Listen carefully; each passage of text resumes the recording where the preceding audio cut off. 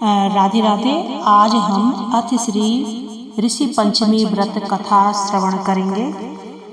राधे राधे। राजा सुविष्णु ने कहा कि हे पितामह, मुझे ऐसा व्रत बताइए जिससे समस्त पापों का नाश होवे।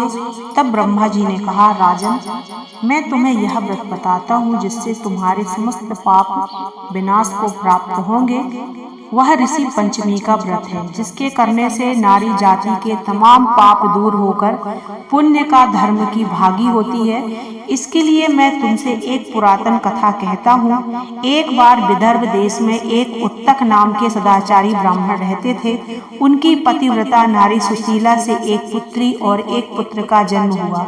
पुत्र सुविभूषण ने वेदों का सांगोपांग अध्ययन किया। कन्या का समयानुसार एक सामान्य कुल में विवाह कर दिया, पर विधि का यह विधान कन्या विधवा हो गई तो वह अपने सतीत्व की रक्षा को पिता के घर में रहकर करने लगी। ब्राह्मण सा परिवार गंगा तट पर कुटिया बना ब्राह्मण बालकों को विद्याध्ययन कराने लगी। एक दिन कन्या माता पिता की सेवा करके एक शिलाखंड पर शयन कर रही थी। रात में उसके सारे शरीर में कीड़े पड़ गए। सुबह जब शिष्यों ने उस कन्या को अचानक इस दशा में देखा तो उसकी माता सुशीला को आवेदन किया कि माता, गुरुपुत्री के इस दुख को देखिए। गुरु पत्नी ने जाकर अपनी पुत्री की अचानक दशा देख के नाना तरह से विलाप करने लगी और पुत्री को उठाकर ब्राह्मण के पास ले गई। ब्राह्मण भी पुत्री की दशा देखकर अति विस्मय हो गए। तब ब्राह्मण ने ब्रह्मा जी से हाथ जोड़कर कहा, भगवान, क्या कारण है कि इस पुत्री के सारे शरीर में कीड़े पड़ गए हैं? तब भगवान ने ध्यान से देखा तो पता चला कि यह पुत्री तो 7 जन्म पहले ब्राह्मणी थी। एक दिन रजस्वला होते हुए वह घर के तमाम बर्तन, भोजन सामग्री छू ली और ऋषि पंचमी व्रत को अनादर से देखा। उसी दोष के कारण इस पुत्री के शरीर में कीड़े पड़ गए। क्योंकि रजस्वला रजोधर्म वाली नारी प्रथम दिन चंडाली के बराबर, दूसरे दिन बृहधानी के समान, तीसरे दिन धोबिन के समान शास्त्र दृष्टि से मानी जाती है। तुम्हारी कन्या ने ऋषि पंचमी व्रत के दर्शन अपमान के साथ किए। इससे इसका ब्राह्मण कुल में तो जन्म हुआ, परंतु शरीर में कीड़े पड़ गए। तब सुशीला ने कहा, महाराज, ऐसे उत्तम व्रत का आप विधि के साथ वर्णन कीजिए जिससे संसार के प्राणी मात्र इस व्रत से लाभ उठा सके। ब्राह्मण बोले, हे सहधर्मिणी, यह व्रत भाद्र मास की शुक्ल पक्ष की पंचमी को धारण किया जाता है। पंचमी के दिन सुंदर नदी में स्नान कर व्रत धारण कर सायंकाल सप्त ऋषियों का पूजन विधान से करना चाहिए। भूमि को शुद्ध गोबर से लीप कर उस पर अष्ट कमल दल बनाकर नीचे लिखे सप्त ऋषियों का स्थापन कर प्रार्थना करनी चाहिए।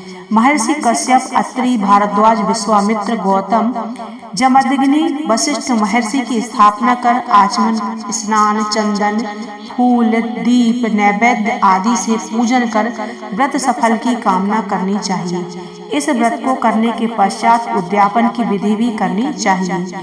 चतुर्थी के दिन एक बार भोजन करके पंचमी के दिन व्रत आरंभ करें। सुबह नदी जलाशय में स्नान करके गोबर से लेप करके सर्वतोभद्र चक्र बनाकर उस पर कलश स्थापना करें। कलश के कंठ में नया वस्त्र बांधें। पूजा सामग्री एकत्र कर अष्ट कमल दल पर सप्त ऋषियों की स्वर्ण प्रतिमा स्थापित करें। फिर षोडशोपचार से पूजन कर रात्रि को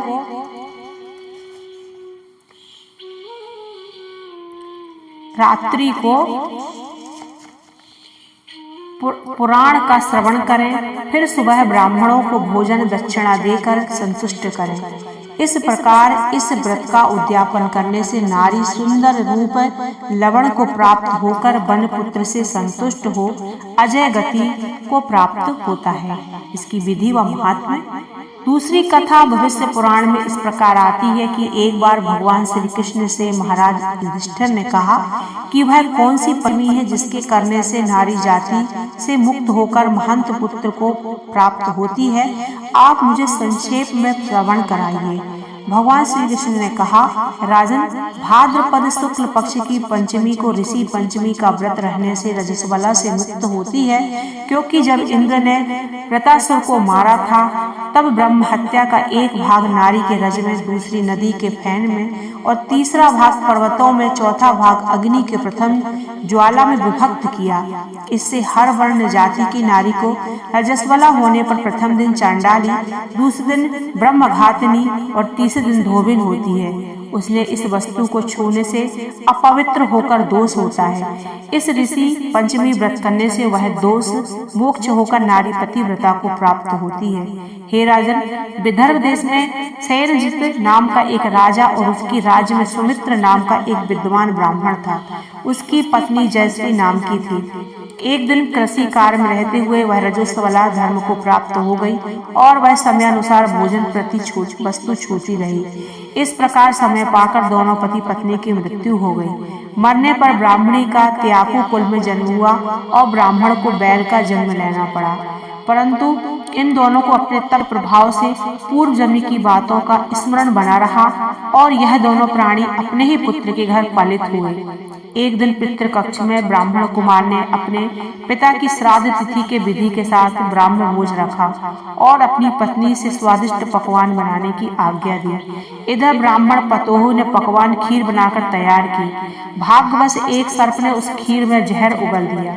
यह सारा हाल ब्राह्मणी कुतिया बनी बैठी देख रही थी। उसने सोचा कि अगर ब्राह्मण खाएंगे तो मृत्यु को प्राप्त हो जाएंगे, इससे मेरे लड़के को ब्रह्म हत्या का भारी पाप लगेगा। इसलिए उस खीर को कुतिया ने जानबूझकर जूठी कर दी। तो बहू ने कुतिया को इतना लात मारा कि उसकी कमर तोड़ दी और खीर फेंक कर दूसरी बना ली। फिर श्राद्ध कर सब ब्राह्मणों को भोजन कराया। रात को कुतिया ने जाकर अपने पूर्व पति बैल से दिन में होने वाली सारी घटना बताई। तो बैल बोला, प्रिय, तुम्हारे ही पाप के संसर्ग से आज मुझे बैल होना पड़ा और आज मेरे लड़के ने दिन भर मुंह बांधकर जोता है और अभी तक एक मुट्ठी घास नहीं डाली। यह बातें छिपा हुआ ब्राह्मण लड़का भी सुनता रहा, जिससे वह बड़ा दुखी हुआ।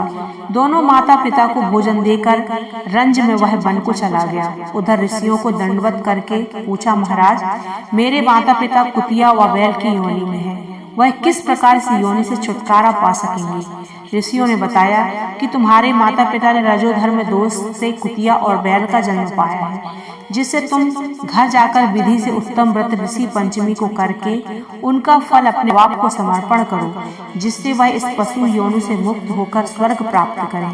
मुनियों से विधि सुनकर ब्राह्मण पुत्र ने आकर विधि के साथ सर्वांग सहित भाद्रपद शुक्ल पंचमी की ऋषि पंचमी व्रत को किया और श्रद्धा से उस व्रत का फल अपने माता पिता को समर्पण किया, जिसके प्रभाव से वह क्रूर योनि से छूटकर दिव्य विमान पर आरूढ़ हो स्वर्ग को प्राप्त हुई।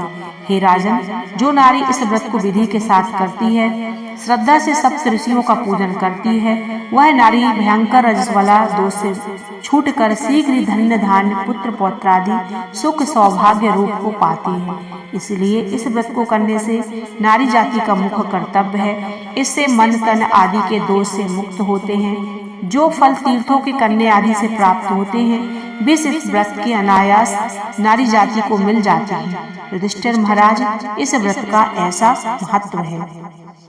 बोलो ऋषि पंचमी की जय। राधे राधे।